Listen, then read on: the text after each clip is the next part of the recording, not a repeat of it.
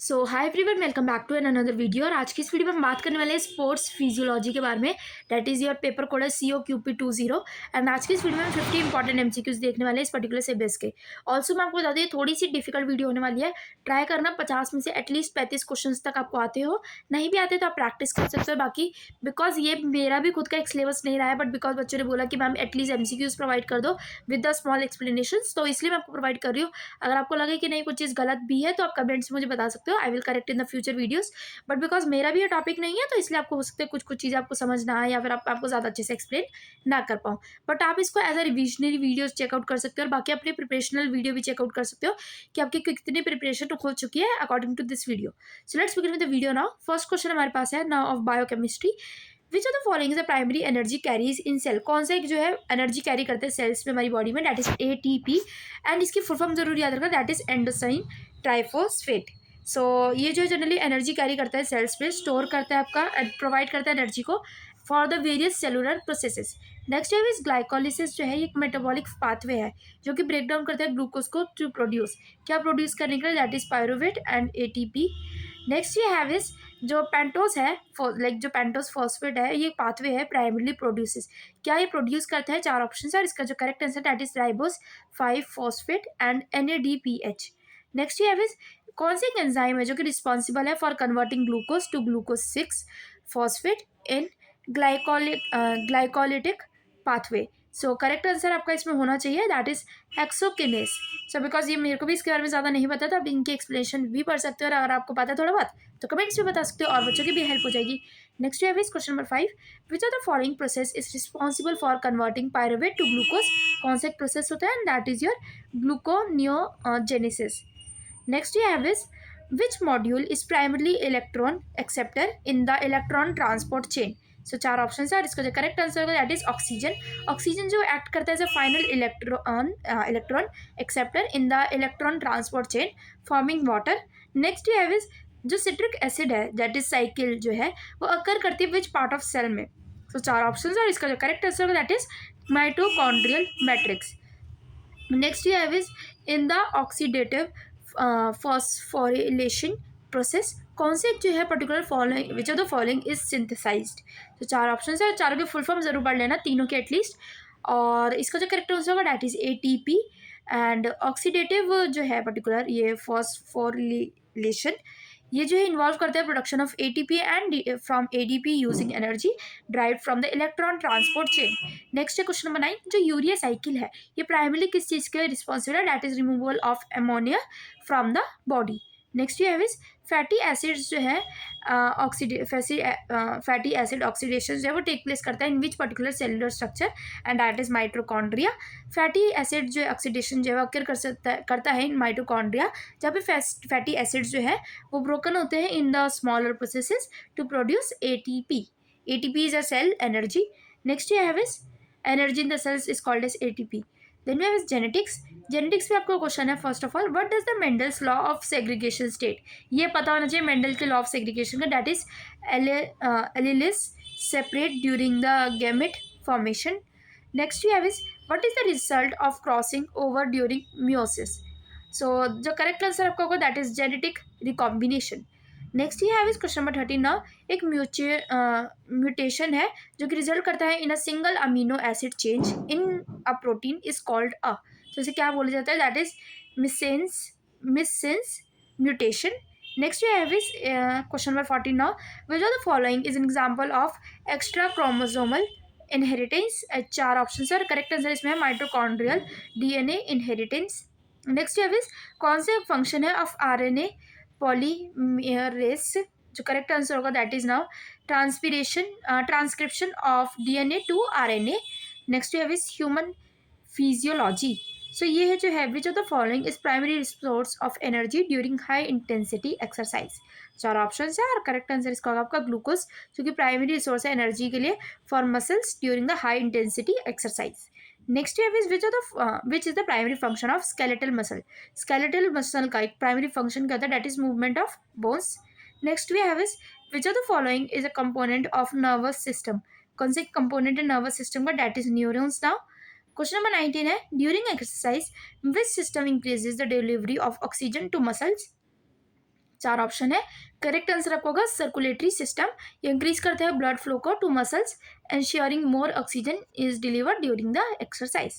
Question number 20.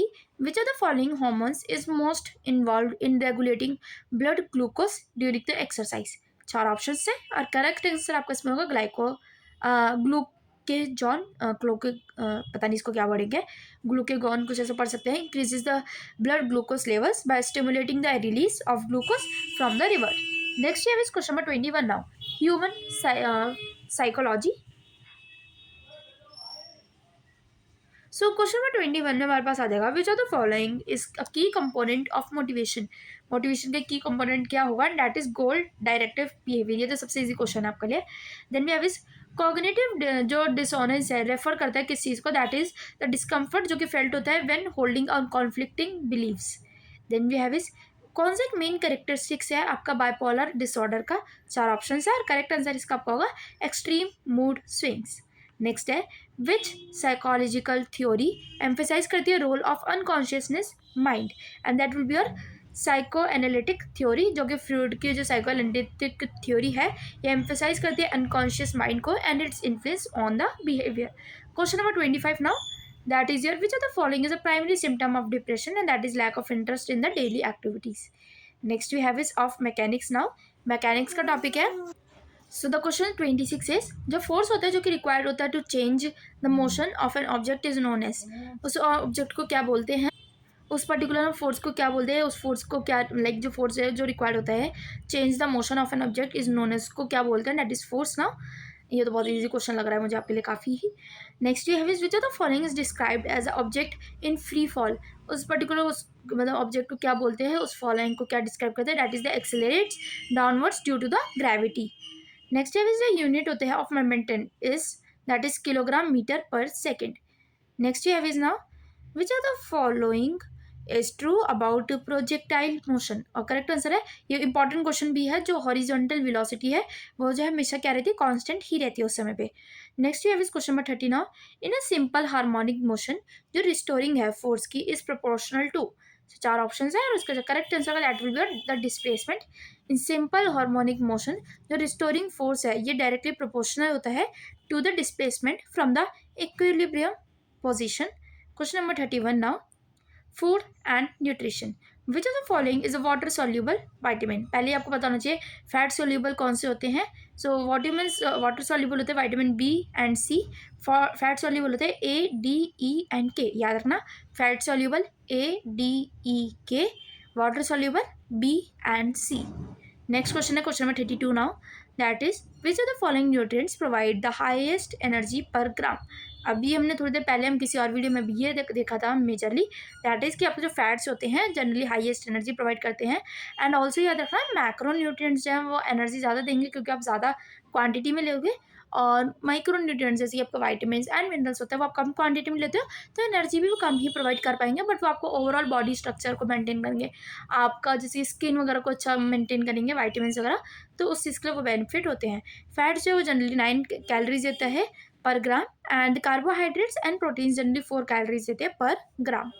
Next है एक जो डेफिशिएंसी होती है of which vitamin to rickets in children. Rickets का मतलब कहते हैं हड्डियों वाला, और हड्डियों का क्या होता है? Vitamin D. वाइटामिन डी जो है वो कॉज करता है, अगर वाइटामिन डी की कमी है तो वो कॉज करता है रिकेट्स, एंड एक कंडीशन है जहाँ पे जो है बोन्स जो जनरली वीक हो जाती है इन द चिल्ड्रंस, और टूटने का डर बोन्स का ज़्यादा रहता है। क्वेश्चन नंबर 34 जो प्राइमरी फंक्शन है कार्बोहाइड्रेट्स का is in body is, so primary function क्या होता है? डैट इज टू प्रोवाइड करना energy. Next you have is which of the following is a major source of protein. Major source कौन सा होगा? अब आपको चारों ऑप्शंस देखना है और उसे आप सबको बताने कि प्रोटीन कहाँ पे मिलेगा। पोटैटोज में आपको कार्बोहाइड्रेट्स मिलेगा, ऑलिव ऑयल में जनरली आपको फैट्स मिलेगा। अब आपको ऑप्शंस मिले एक चिकन और एक है राइस। तो प्रोटीन आपको किस में मिलेगा? चिकन में, जो कि सोर्स है हाई प्रोटीन का और ये एसेंशियल होता है for the muscle repair and growth. But अगर नॉन वेजिटेरियन से कई बच्चे लोग ऐसे तो जो वेजिटेरियन है तो वो जनरली लेग्यूम्स मतलब दालें बीन्स ये सब चीज़ें कंज्यूम कर सकते हैं for the healthy protein. Next we have is which of the following is the key characteristics of a balance diet. Balance diet में जो है सारा इस चीज़ें जो है वो इक्वल एसेंशियल अमाउंट्स में होते हैं, मतलब जितना रिक्वायर्ड है सारे न्यूट्रिएंट्स अगर भी इतने ही होते हैं, that is adequate amounts of all the essential nutrients including carbohydrates, fats, proteins, vitamins, minerals and also water. Next we have is question number 37, which of the following disease is associated with the deficiency of vitamin B12। ज़रूर याद रखना, paper में बहुत पूछा जाता है vitamin B12 से क्या मतलब डिसीज होती है, डैट इज परनिशियस एनीमिया। ये जो कॉज्ड होता है डेफिशिएंसी ऑफ B12 की वजह से, which is crucial for the red blood cell production. Next question में है कौन सा फॉलोइंग फूड है in is high in fibre, white bread, apples, potato chips and milk. So apples जो है वो रिच सोर्स है डाइटरी फाइबर का, जो कि एड करते हैं डाइजेशन में एंड हेल्प करते हैं मेंटेन करना ब्लड शुगर लेवल्स को। नेक्स्ट है जो रिकमेंडेड डेली इनटेक है ऑफ वाटर, वो कितना है generally, that is around 2 litres, but मैं खुद भी अपना बता सकती हूँ 1 लीटर भी जनरली नहीं होता है पूरा मेरा तो। नेक्स्ट यू हैव इज जो प्रोसेस है of breaking down complex carbohydrates into simple sugar is known as, उस पर्टिकुलर प्रोसेस को क्या बोलते हैं, that is hydrolysis. Question number 41 to 50 आपके कुछ इंपॉर्टेंट क्वेश्चन होने वाले, most important question now, which of the following deficiency is caused by the insufficient take of vitamin C. Vitamin C का याद रखना है, that will B scurvy. Scurvy जो है विटामिन सी की डिफिशिएंसी से होता है, जिसमें जनरली जो है गम्स, जो हमारे टीथ वगैरह होते हैं वो पेन करते हैं, हमारे जॉइंट्स पेन करते हैं, ब्लीडिंग वगैरह, गम ब्लीडिंग होती है, वो सब चीज़ें रिस्पॉन्सिबल होती है उस टाइम पे। नेक्स्ट है इस कौन सा एक पर्टिकुलर न्यूट्रिएंट है जो कि एसेंशियल है for the formation of haemoglobin, that is red blood cells. अगर आपको पता हो खून की कमी, तो वो क्या होता है, दैट इज आयरन।